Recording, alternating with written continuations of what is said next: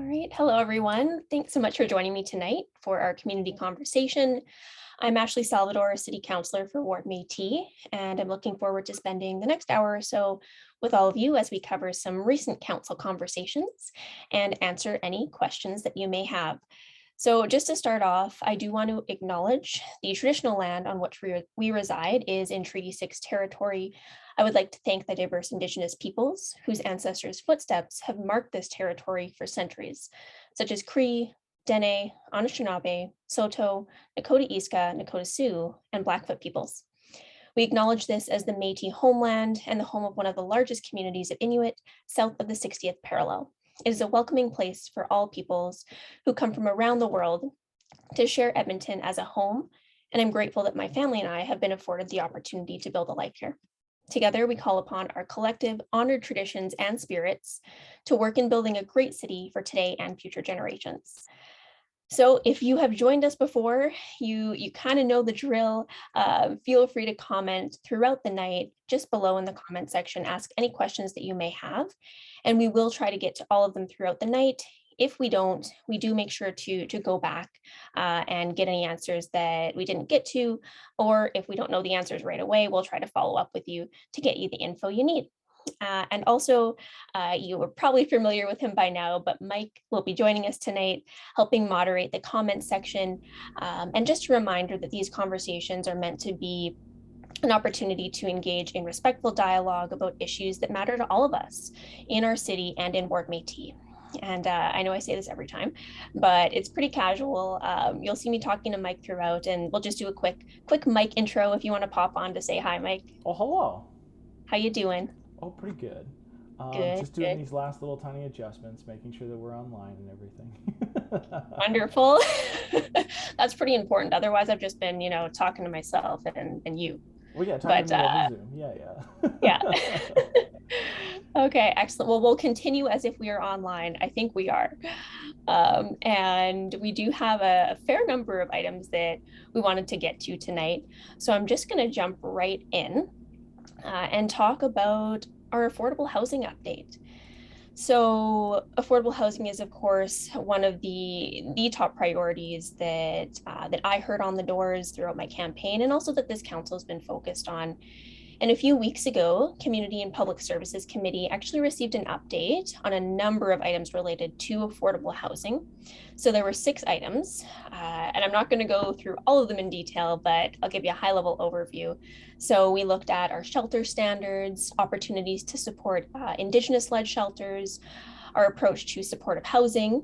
We also received an update on our housing needs assessment, opportunities to develop an Indigenous affordable housing strategy. And then finally, we talked about the co-location of the Walker Fire Station with supportive housing, which is really quite an innovative way to really be efficient with the way we're using space, while still encouraging and facilitating the development of supportive housing across the entire city. So like I said, won't go into detail for each of those items, but I will highlight some of our work specifically related to supportive housing, because if you've heard me talk about this before, supportive housing is just one of the most critical components of being able to solve homelessness in our city. So, thank you for putting that photo up, Mike, because this is what I'm going to talk about first. And some of you might have seen this in the news, but on June 30th, that date actually marked the official completion of the new supportive housing project in King Edward Park, which is just on the south side of Ward Métis. And this is the first of 5 modular structures that are being completed this summer to rapidly support Edmontonians who are experiencing homelessness. So on that date, that marked the turnover from the city to Homeward Trust. So the property is now with Homeward Trust. And collectively, these 5 modular projects will provide 210 new supportive housing units, which ultimately is going to help transform the lives of many families in our city. And whenever I talk about supportive housing, I always like to say that it's not just a roof over someone's head, it's not just a room. These types of homes offer wraparound supports for Edmontonians who might need a little bit of an additional boost or support to thrive and maintain stability in their lives. Now, these projects do make a really significant dent in our overall efforts to end homelessness. So in total, we have a goal of 600 homes by the end of this year and 300 more by the end of 2024, which is an ambitious goal, but we are on track to hit that goal with 644 by the end of 2022. And I think we have a little chart, Mike, that shows, yeah, perfect. So this actually shows a list of all of the 644 housing sites, several of which are in Ward Métis. So really looking forward to supporting those and bringing those online. And in total, this actually represents a growth of about 28% in the existing supportive housing inventory prior to the start of our supportive housing and affordable housing investment plan. So we are doing more submissions to the Rapid Housing Initiative through the federal government so that we can get more homes built. And one thing that I will note, I think we have a photo of this, but while I did get to take part in the ribbon cutting of this, I think it's really important that we recognize and give credit to the previous council, as well as the federal government, for their foresight and their commitment to this issue, and really the resources that they were willing to put behind these projects that we're now starting to see come online. And one of the things that I also wanted to mention, because I got some questions about this, and there has been some ongoing conversations about, what is the role of the province here, and questions around the operation of these new sites. So I just wanted to be clear that as of right now, the province, whose jurisdiction it is to provide operational dollars, has not made a clear commitment to funding these projects. And really, the provincial government should be able to see that funding supportive housing isn't just the right thing to do, but it's also the fiscally responsible and economic thing to do as well, because there is a significant cost on our healthcare system, emergency services, justice system. Really, those costs start to stack up. So the cost of not funding supportive housing is actually far greater. So I'm hopeful that given the province's recent surplus of close to $4 billion, that they'll be stepping up and really acting as a key partner in helping house Edmontonians and house Albertans. But if that doesn't happen, and this is where people's questions started to come in, Homeward Trust will have to reallocate resources from other work and projects to fill this gap, which obviously, is kind of a last resort solution, and could impede our progress towards that ultimate goal of ending houselessness. So hopefully that gives you a picture of what was happening with supportive housing. And that last photo on the slide there was just of the inside of some of the units. They're really fantastic units. And again, these are homes, people have leases here, and I'm really excited about new residents moving in. All right. How we doing, Mike? Still live, still online? Okay, awesome. Oh yeah, it's looking great. Okay, fantastic. And one of the other things I did just want to mention briefly, also related to homelessness, again, you might have seen rumblings of this in the news, but council did have a report that came back looking at the potential for sanctioned encampments. And we have seen, of course, a huge increase in the number of Edmontonians living rough since the pandemic. But through conversations and getting that report back, we did decide to not move forward with a sanctioned encampment for a number of reasons. Ultimately, it was a discussion about cost, benefit, risk, and managed encampment would potentially come at the expense of investing in more systemic, sort of proven forms of shelter and housing. And the challenge with encampments, often our strategy is just moving folks from one location to another, and that's not good for anyone, which is why, again, it's so important that we get those supportive housing units up and operational as soon as possible, so that we're actually dealing with the root causes of homelessness and the root causes of encampments in our city. All right. So I think one of the other topics that I wanted to touch on is the Healthy Streets Operations Center. Now, we've started this conversation. We're going to be having it again in August, but I did just want to briefly talk about what it is. So the concept behind the Healthy Streets Operations Center was really prompted by some of the challenges around community safety and well-being that we've been seeing in downtown and Chinatown in particular. And the idea behind this operations center is to have basically a place for multidisciplinary teams to work together. So a combination of police, peace officers, fire, social workers, other agencies to be able to collaborate in a more effective manner and in a collective space. So council had a discussion about this. We were presented with some costs as well. Right now, it's looking like an $18 million ask. But one caveat there, as you'll see on the chart, we are still missing EPS's cost for the final 2 years in this proposal. And of course, 18 million is a very substantial amount to invest in this type of project. And going into such a tight budget, we really need the province to step up on this one if they feel that it is a priority. And that's ultimately where we ended up during our council discussion as well. So council did give direction for us to have that conversation with the province to see if we can get the investment that would be needed to pursue this type of project. But ultimately, in many ways, the social disorder and challenges that we're seeing in downtown are a result of a chronic lack of investment in solving root causes.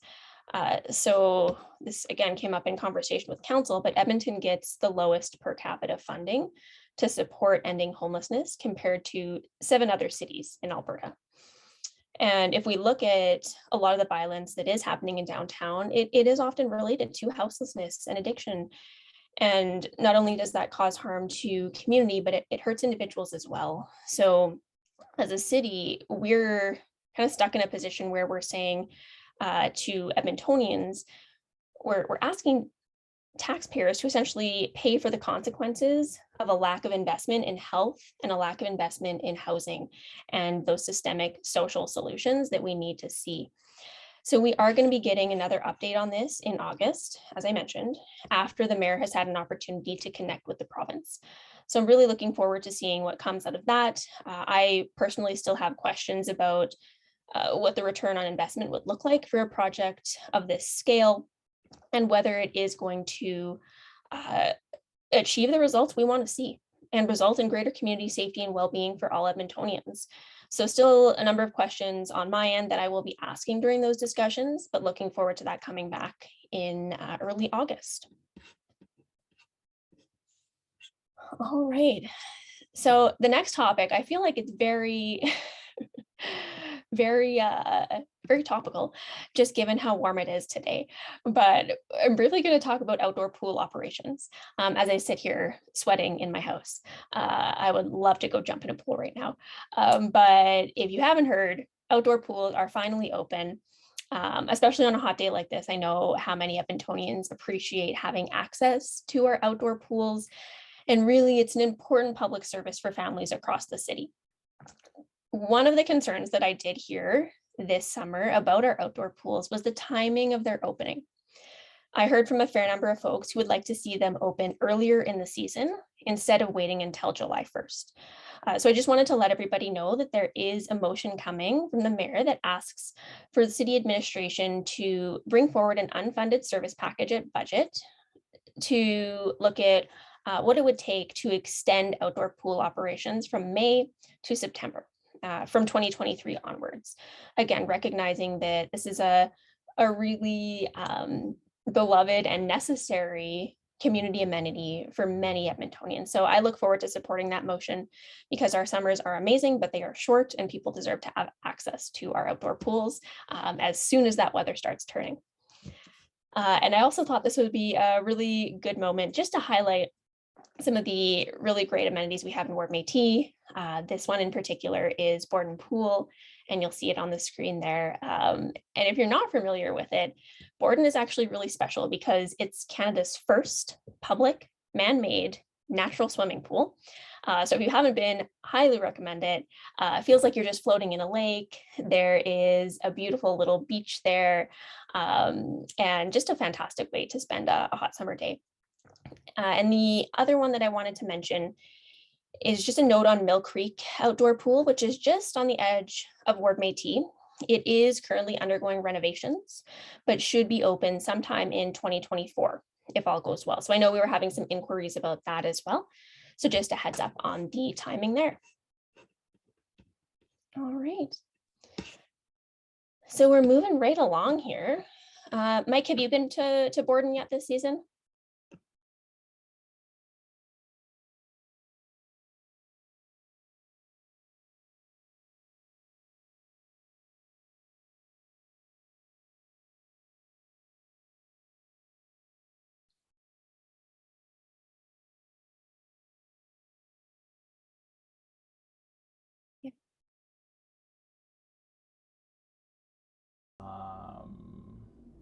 Mike, I don't know if people can hear you. Yeah, I forgot to unmute myself.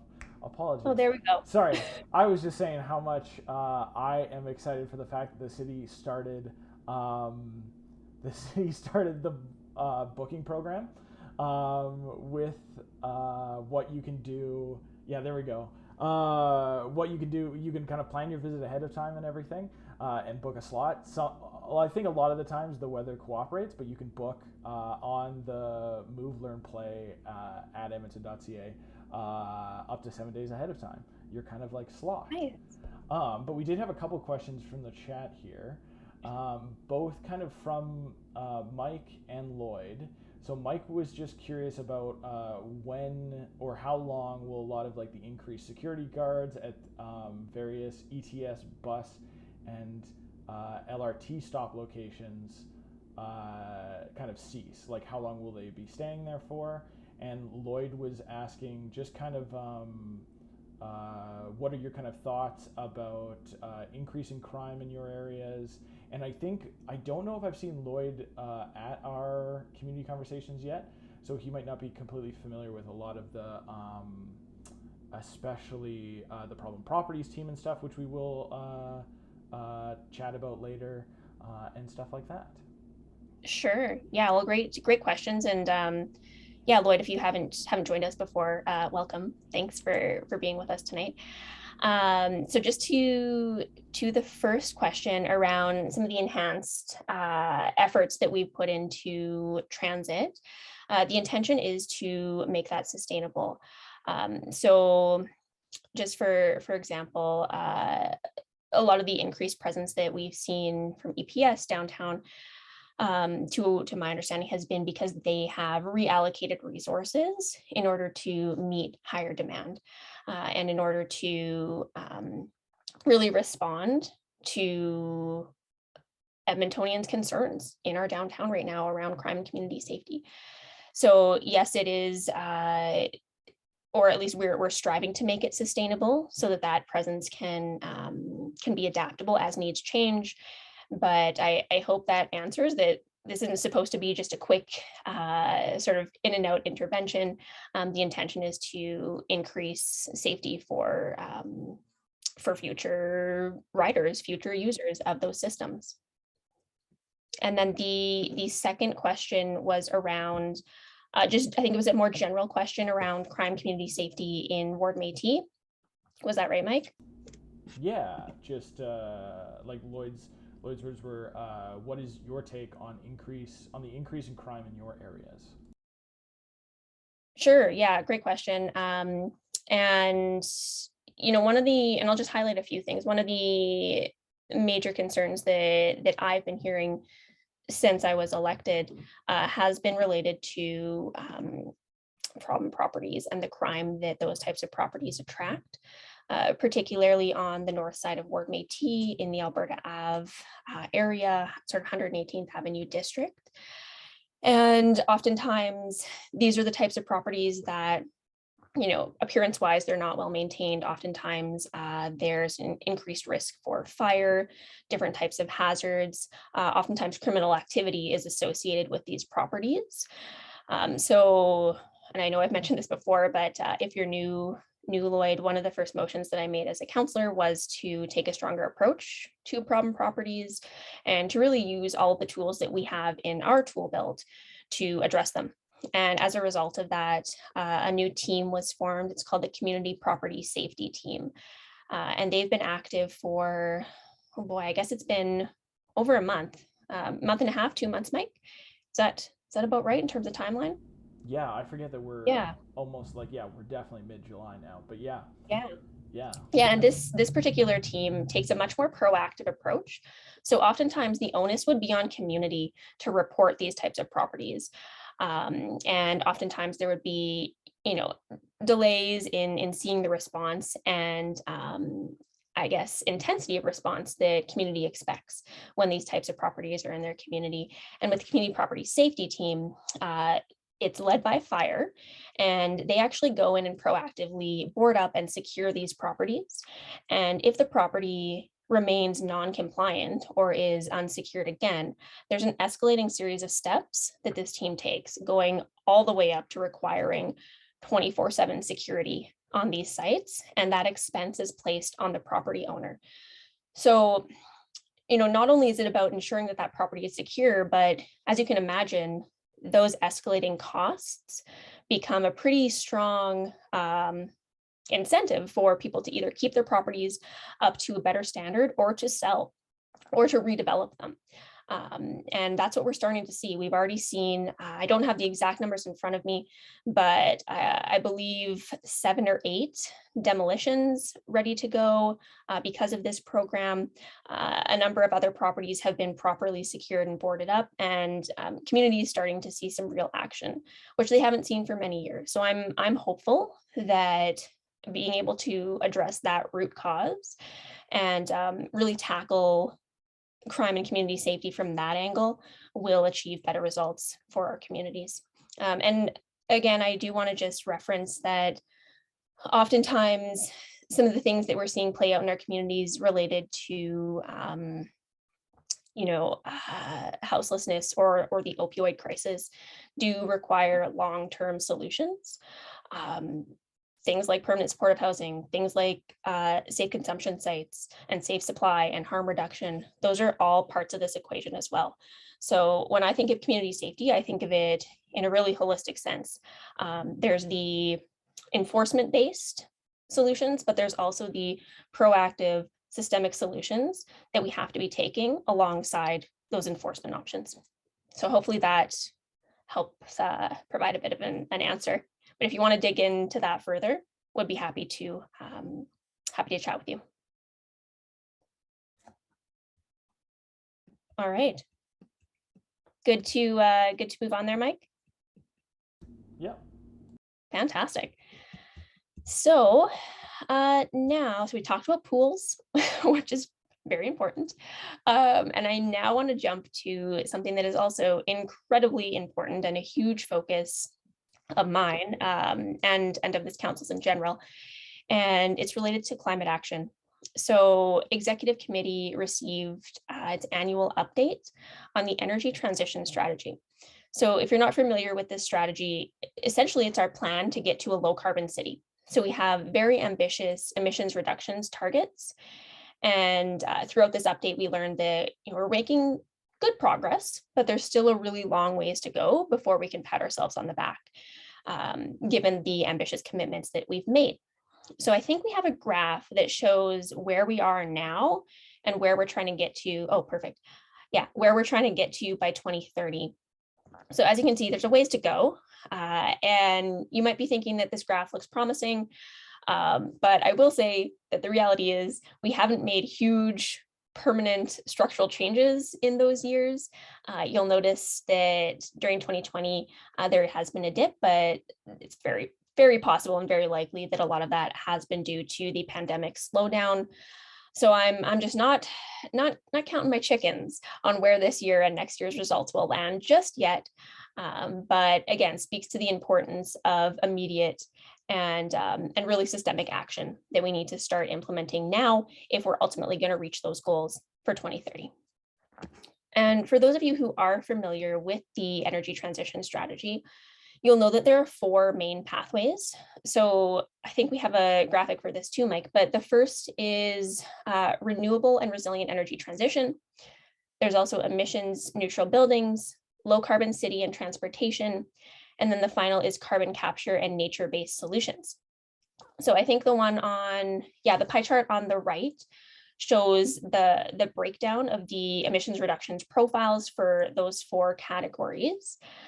And the reason I wanted to talk about this is because during the energy transition strategy update that we received at committee, I actually worked with Mayor Sohi to advance 3 major items related to emissions neutral buildings, because buildings have a huge impact on our current emissions and current carbon budget, but they also offer a really exciting opportunity to see huge emissions reductions if we start now. So there were 3 motions that I worked with Mayor Sohi on to bring forward. And the first is a full-scale expansion of our property assessed clean energy program. And you might have heard of something called CEAP, or the Clean Energy Improvements Program.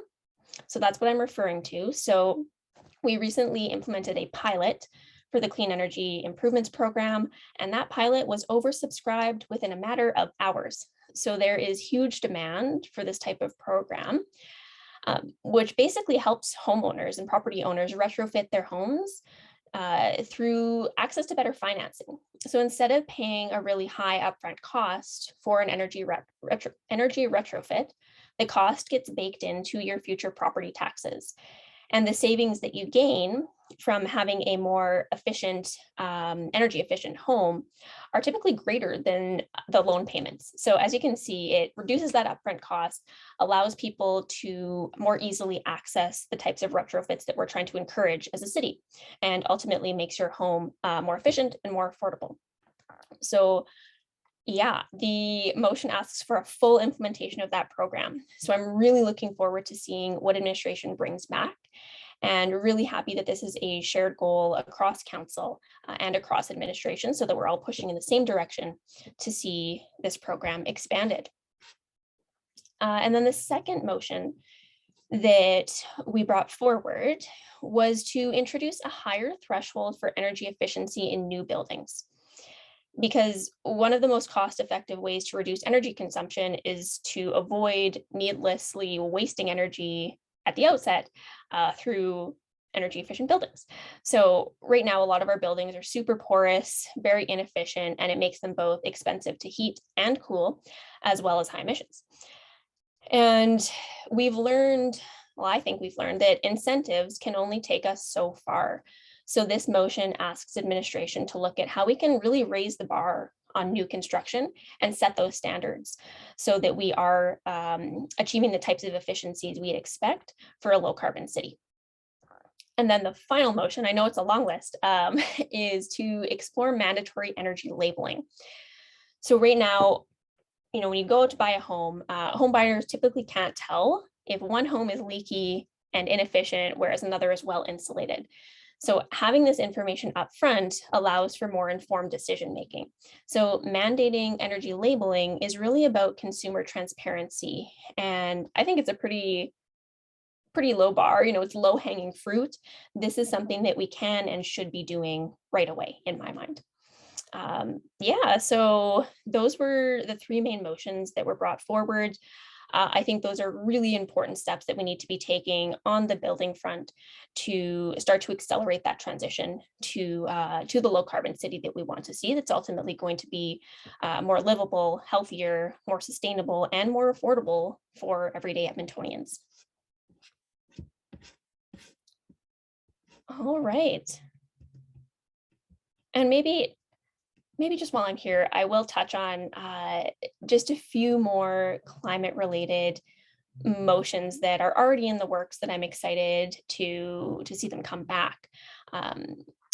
Because just reflecting on conversations that I had on the doors with Edmontonians, taking climate action is a top priority. We need to start now in order to ensure we have a livable future for subsequent generations and younger Edmontonians. And I always think that every decision we make as a council is ultimately a climate decision. And that includes the way that we move, the way that we grow, the way that we invest. Every decision in some way or another is related to climate action, and it's either going to move us towards that low carbon vision or further from it. And we're at a really critical junction, because as we go into our 4-year budget, this is going to be the first year where council is incorporating carbon budgeting and accounting into our budget process. So as we're making decisions on different budget items, we're also going to be able to see what is the carbon impact of this investment. So that's something I'm super excited for. And just a few of the things that I'm excited to see at budget, a few motions that I brought forward. One was related to doing basically rezoning of priority areas to align with our growth management framework. So one of the biggest levers that we have as a city to push on when it comes to climate action is land use. So we have this goal to become more walkable, more transit oriented. We need to stop our sprawling growth patterns. And one way to do that is to allow for more mixed use, gentle density, missing middle density within our existing neighborhoods. So this motion says, it's great that we have that goal. Let's actually make sure that our zoning, the tool that we have to implement that, is in alignment. So we're going to be talking about that at budget. I think that's a massive lever we need to push on for climate action. One of the other ones that I'm looking forward to is related to bike infrastructure. So right now we have kind of in some areas we have really great bike infrastructure. In other areas, it's kind of piecemeal, where you'd have a good piece of infrastructure for a short distance that then spits you out onto a roadway where it's very uncomfortable, unsafe if you are a cyclist. So the motion that I put forward a few months ago asks, what would it take to accelerate our bike network build out? So instead of looking at a 15-year horizon, let's look at a 4-year horizon.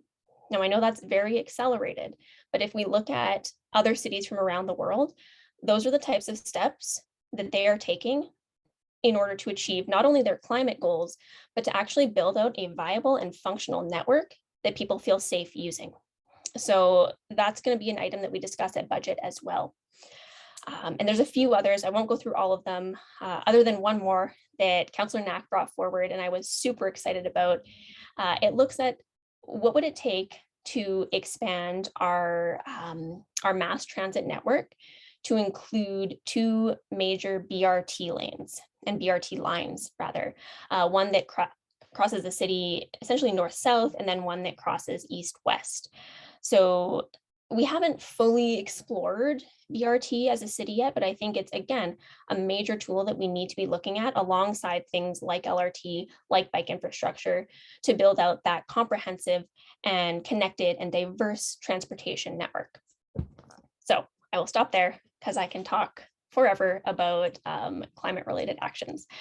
But I'm going to switch gears completely. I'm going to talk about coyotes. Because, oh yes, and we have a lovely picture of our friendly, maybe not so friendly neighborhood coyotes that have been a growing concern in Ward Métis. But before I talk about some of the more concerning issues that we've been hearing in our office about coyotes, I do just want to note right off the bat that, generally speaking, coyotes do play a beneficial role for managing rodents and pest populations in our city. They do help reduce the spread of zoonotic diseases, and they are only one of our local animal species. And it's important that on the whole, we do learn to live alongside our natural environment, and coyotes, of course, are part of that natural environment.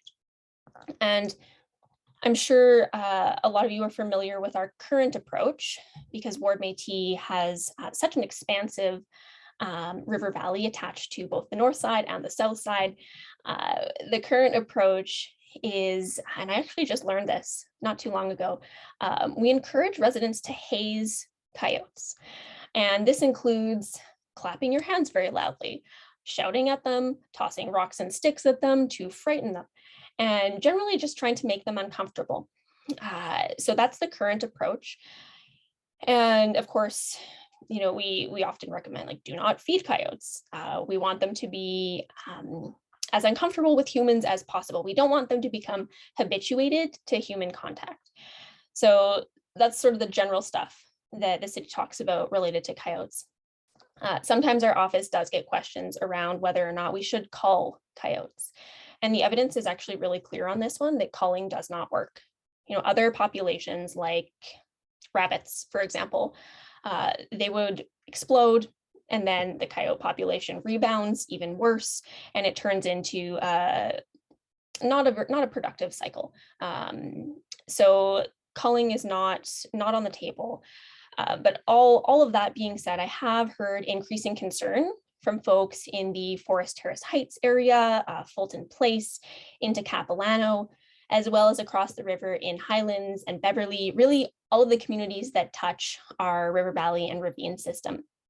And I have been hearing incidents of increasingly aggressive coyotes who are not scared of people and are much more bold than we've seen in previous years. So because of this increased concern, our office has been in contact with the Director of Animal Care and Park Rangers about coyotes. And they are also noticing that some of the naturalized areas in particular are getting more coyote issues. So they are planning to chat with city operations about being more responsive to some of these problem areas. And it is, I'll be honest, a difficult balance to strike.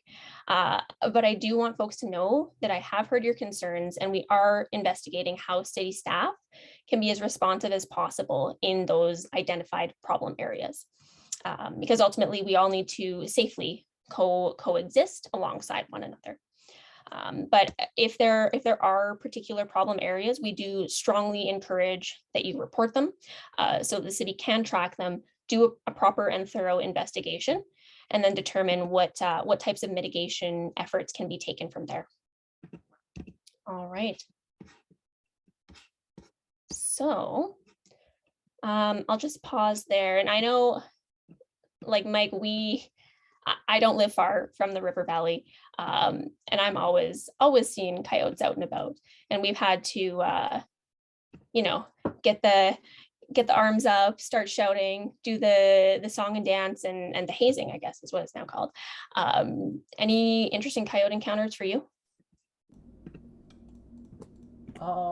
Just that it's always an interesting balance, especially when you, or like necessarily what to do as well with a pup. Because I know, like, especially over the winter when we had our like 6-month-old poodle with us and stuff, there was a couple times where it was just kind of, okay, well, we should probably pick him up and go the other direction and not let him like try to pick a fight. Yeah. Yeah, fantastic. Well, yeah, we can move straight along to the budget tool, I think. Okay, awesome. Well, one of the things that we wanted to just flag for everybody is a budget tool that the city's put out. And I think we're going to put the link in the chat, Mike. Yep. But it's an engagement opportunity for Edmontonians to play a bit more of an active role in helping the city and helping council look at different priorities and how to prioritize the vast number of competing demands that the city has going into our budget. And I will say that this budget is going to be very difficult. It's going to be about trade-offs. It's going to be about reconciling with several years of frozen budgets. Early in June, council actually received our capital and operational investment outlook reports. And effectively, we're in a position where we just need to be able to maintain the existing assets that we have today without even looking at any additional new growth. And that alone is likely going to result in a tax increase.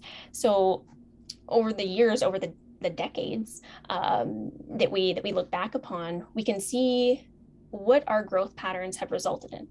So the carrying costs of all of our infrastructure, our roads, our bridges, it's a lot.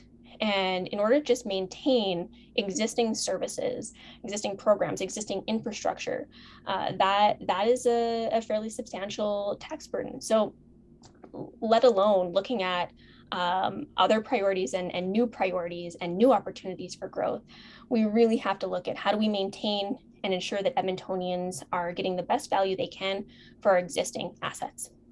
So when you look at this budget tool, I would really encourage you to spend some time with it. We have so many priorities that are going to ultimately try to create a good quality of life for Edmontonians. Things like addressing climate change, homelessness, making sure that those public services and supports that everyday Edmontonians rely on are available and accessible when they need them. So do check out the tool. The engagement is open until, I believe, July 17th. So a few more days. Oh, perfect. And this is what it looks like. The link is now in the chat. So please spend some time there. It's a really, really critical budget, and any additional feedback that I can receive from residents going into those conversations would be hugely valuable for me as well. So please do. And then, yeah, one of the other things that I wanted to touch on tonight, unless there's anything else on budget, Mike, were there any questions? Not right now. I do have Joanne with a very specific zoning concern that I'd have that we'd have to just take a look at. I'll make sure that because it's about variances, but with a very specific address that it looks like was passed back in November. So we'll just have to look into that. Joanne, if you feel like, again, like anytime that if there's, and sorry, this goes for anybody, like especially we've had people email in, like, if developers, aren't being good neighbors and stuff, like feel free to email us with any sort of information. Of course, like always include the address and stuff like that, and we can action it off to our, like, to the city's economic and planning teams to make sure they follow up with that developer and stuff. Joanne, even if what you're talking about with, and I'll reply to this with our email address, if you wanted to give us a little bit more detail in terms of what's all happening. John was just asking about next engagement opportunities, which we will talk about at the end here. We have it on the slate for, but yeah, we can just keep moving on here. Okay, sounds good. And yeah, I would just really reiterate that on the development front or the infill front, if you do have concerns about the impact that a property is having on adjacent neighbors when it's during the construction phase, we do have an infill compliance team at the city. So if you send those our way, we do have the option to elevate that to the infill compliance team, send it their way so that they can go and do a proper investigation and any follow-up that might be necessary to ensure that those builders are being good neighbors. Because, obviously we have a goal of seeing more infill in our mature neighborhoods and in the city as a whole, but we need to make sure that it's done responsibly and that it's done respectfully. So please do not hesitate to reach out to us on that. So I'm actually just going to jump to engagement opportunities. Might as well do it now because I'm excited about them. So the big one coming up, Mike kind of mentioned it when we were talking about Borden, but we have a big barbecue coming up in Borden Park this Sunday. And it's actually a co-hosted barbecue between myself, Janice Irwin, and Blake Desjardins. So it's a really fantastic opportunity to come and meet your elected representatives, all three levels of government in one place. You can bring your list of issues that you want to talk about, or you can just come out and hang out and, have a good picnic with us and have a hot dog. But we're going to be there from 1 to 3 p.m. It's at Picnic Site 2. We're hoping for good weather. Just make sure you dress for the weather. But I'm really looking forward to seeing everybody. Please make your way out. Maybe you can double down. You can come for the barbecue, then you can go for a dip in Borden Park pool. You can also check out the amazing artwork that is featured in Borden Park. Because if you haven't been to Borden, I think it's a bit of a hidden gem. There is some amazing public art there. You've probably seen the willow. It's like a cool, pretty tall, like metal, I think it's metal, willow looking shape that is purple and green and blue, but really family friendly park as well. So please, if you can, stop by and say hello. So that is the most immediate opportunity for engagement. I'm going to be there with our entire office team. Well, almost our entire office team, but looking forward to, again, having all 3 levels of government in one place. And the other engagement opportunity that I wanted to talk about, because we've been trying it out and it's been working pretty well so far. It's a new concept called park hours. And essentially, I post up in different locations in the ward, kind of pop-up style. We throw our A-frame down. Typically, I'll have some little treats to hand out, dog treats as well, of course, and different materials with us. And it's just an opportunity to catch people while they're out for a walk or a bike ride. And we've had really good engagement so far, tons of good conversation, and just a more casual way to meet people out in the community. So please watch for us in your neighborhood, watch for us on your favorite river valley trails, because we typically try to do that on weekends. And we will be posting on social media if there are sort of planned park hours. We'll give a few days notice. Other times we will just do it pop-up style and send out a tweet or a post the day of. So please follow for those. All right. Any other engagement that I'm missing, Mike? No, that sounds. Yeah, sorry, that was all fantastic. Yeah, I think you got everything. Okay, wonderful. Well, then I think the one that I wanted to just slip in here, because I thought it was really exciting, it's the Edmonton Community Development Company. And I was able to attend an open house this past weekend.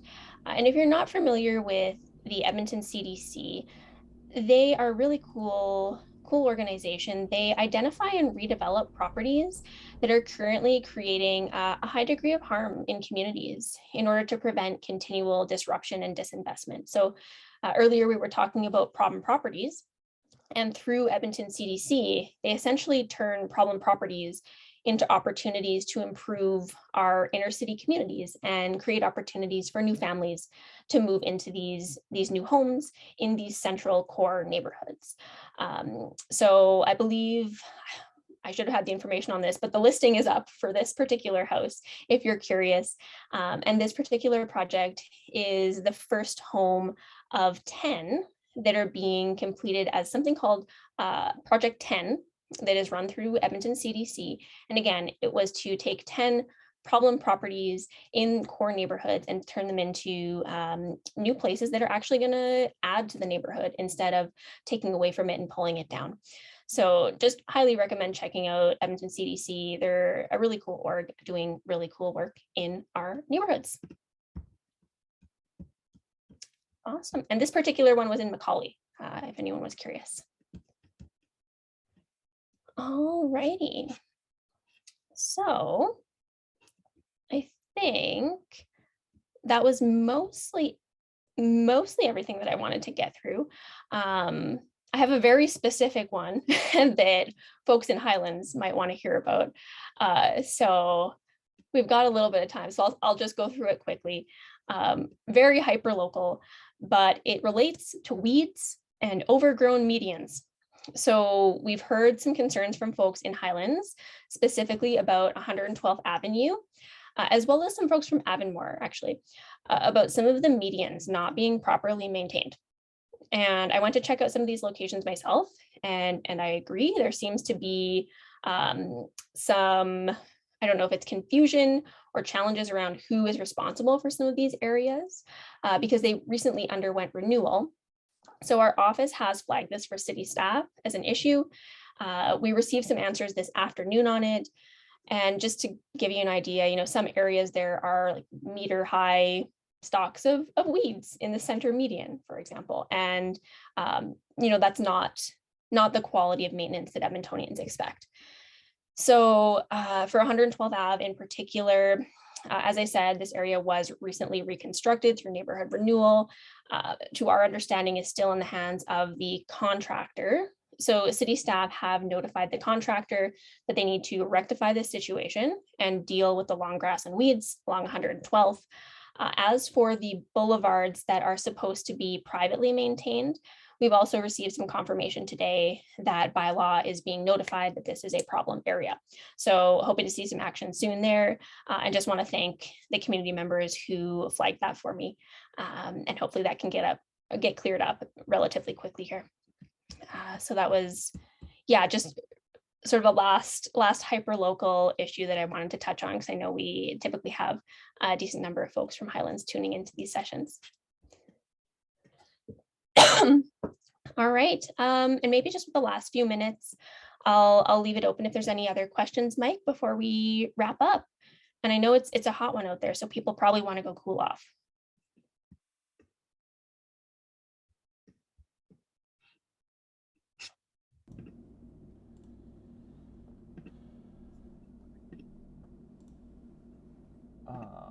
Yeah, sorry, just getting the comments. I have tried to also make sure that I'm doing a better job of just replying to things in general.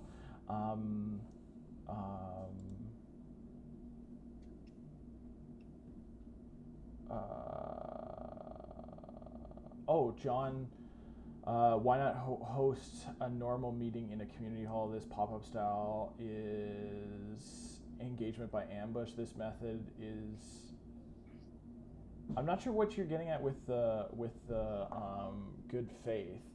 I mean, like we've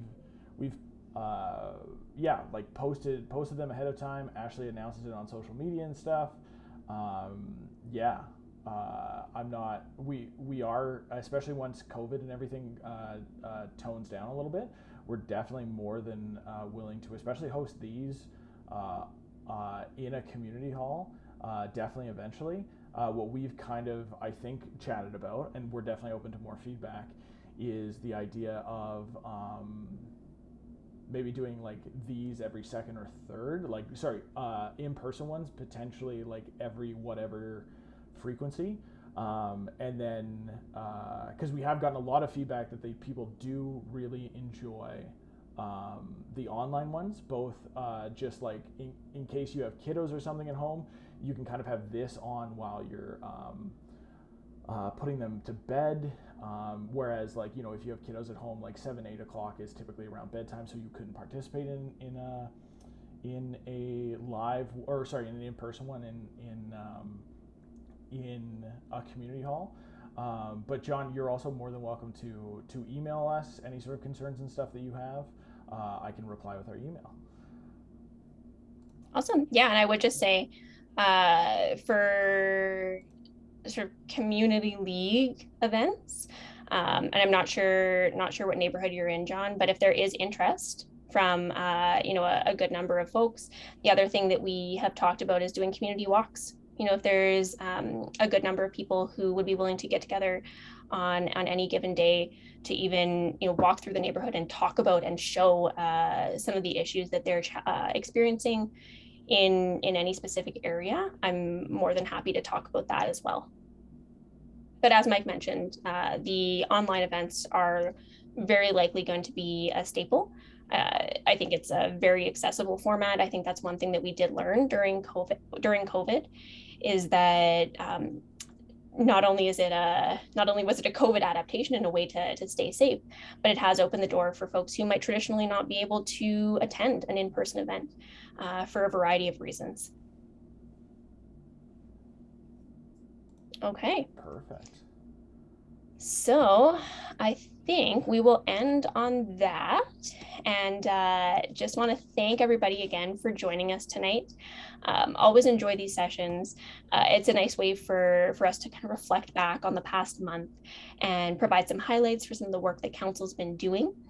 I will say that now that we are in the summer, there are so many good events that are happening, not only in Ward Métis, but across the entire city. I know Street Performers is on right now. Would really encourage you to check out those. I know I will be with my family because Edmonton summers truly are special. But hope to see you on Sunday at our Borden Park barbecue. That is it's the event of the summer, really, that you need to be at. But if you have any questions, please do not hesitate to reach out to us via email as well. As Mike mentioned, that is your direct line to our office, and we're always happy to communicate that way alongside our in-person and virtual gatherings. So have a lovely evening, everyone. Stay cool and take care. Bye-bye.